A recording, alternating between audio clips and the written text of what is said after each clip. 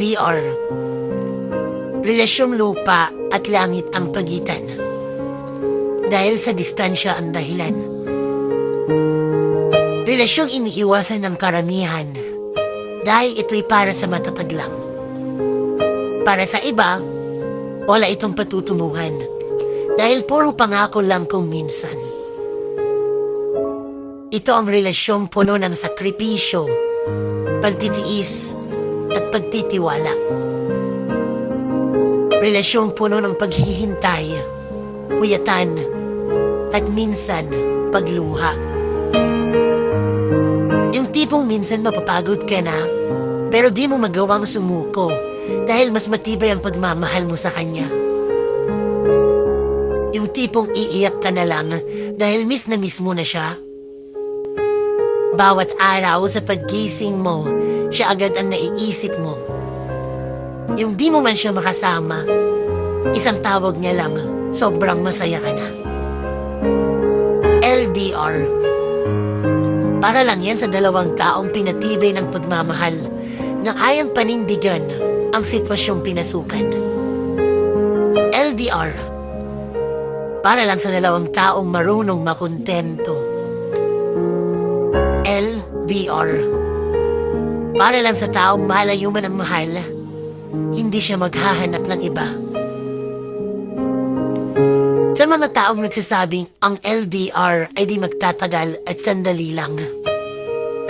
Subukan niyong pasukin ito nang maintindihan niyo ang saloobin ko.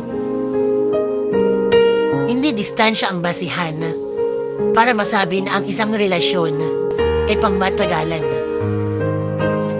Hindi sa lahat ng pagkakataon, pag malapit, masasabi natin na ang relasyon nila ay walang hangganan. Magkalayo man, maaari pa rin maging matibay at masaya. Dahil ang salitang kontento ay nasa inyong dalawa. Hindi porket magkalayo ay maghihiwalay na. At hindi porket magkalapit ay kayo na.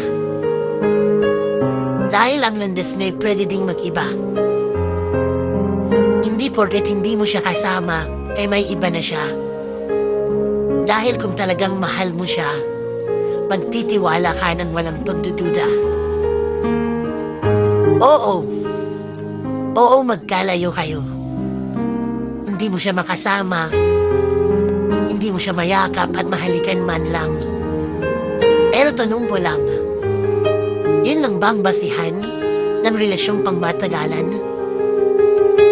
Hindi man kayo magkasama. Ang mahalaga, puso't isip niyo ay iisa. At hinaharap niyo ang bawat bukas na matatag para maipanalo ang relasyon na simulan niyo na. Tiwala lang. Hindi sa lahat ng pagkakataon ay magkalayo kayo. Dahil ang araw ay lilipas din. Kapit ka lang at maging matatag. Dahil malay mo sa paggising mo, mukha niya sa'yo bubungad at nagsasabing, mahal, salamat. Salamat dahil hindi ka sumuko. Mahal, salamat dahil hindi ka bumitaw. Salamat dahil ang taong naghatid sa akin nung ako'y umalis ay naghintay pa rin hanggang sa aking pagbabalik.